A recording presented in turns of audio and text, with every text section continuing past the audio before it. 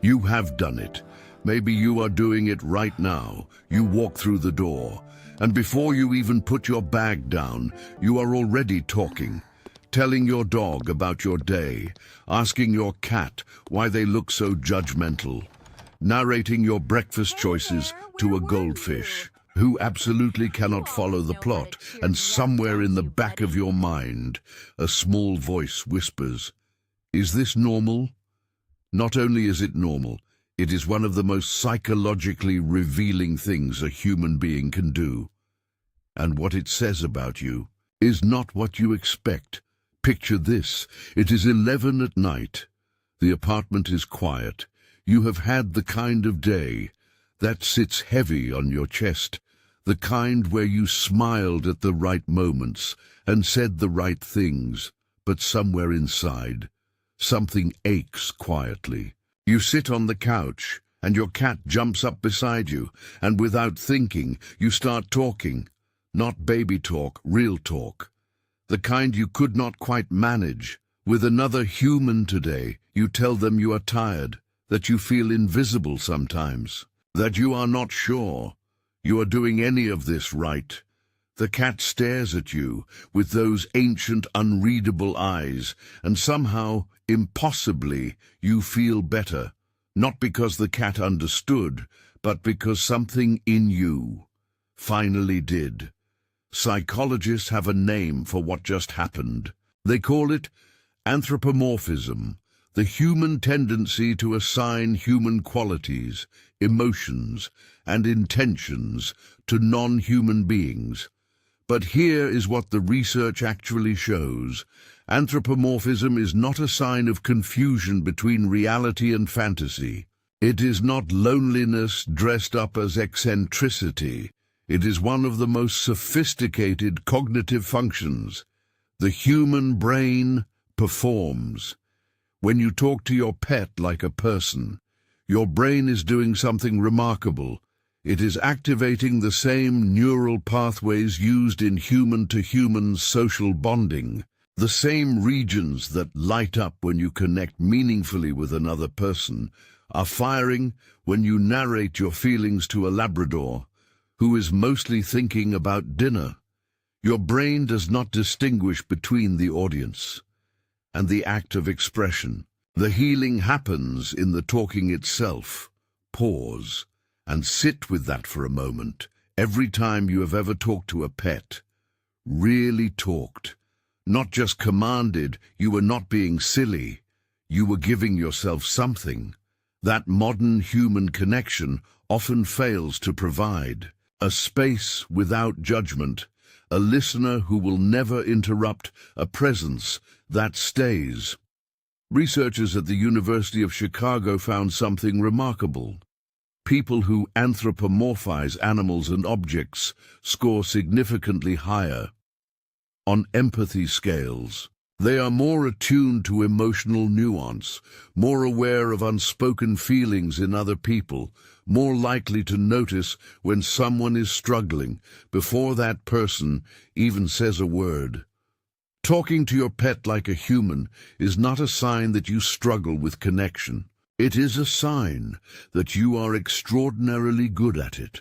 The very instinct that makes you narrate your feelings to a golden retriever is the same instinct that makes you the person friends call when everything falls apart, the one who actually listens, the one who sits in the hard moments.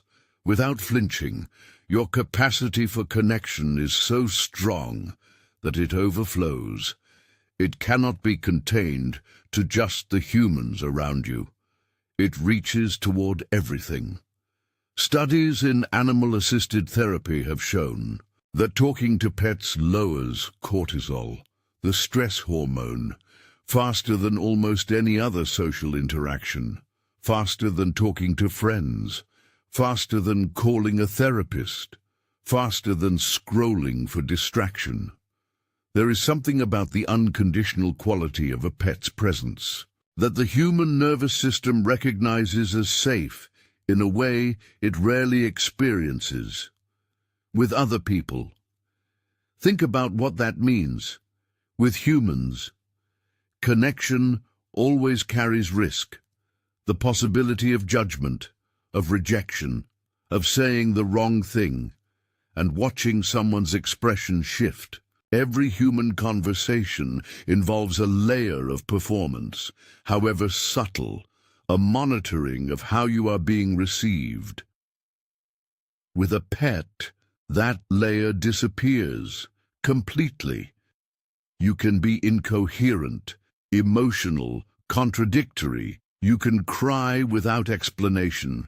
You can say things out loud that you have never said to another human being, and the dog will simply tilt its head and press closer. That is not a small thing. That is one of the rarest experiences available to a human being. Complete, unconditional presence. Now pause here. Think about the last real conversation you had. Not the surface kind, the kind where you actually said what you meant. For many people, the honest answer is their pet.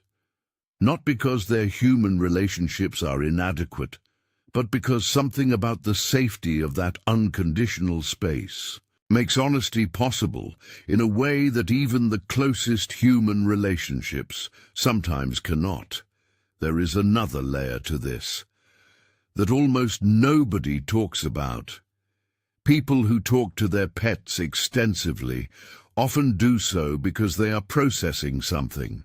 They cannot yet say to another person the grief they have not named yet, the fear they are still carrying, the longing they have not admitted, even to themselves.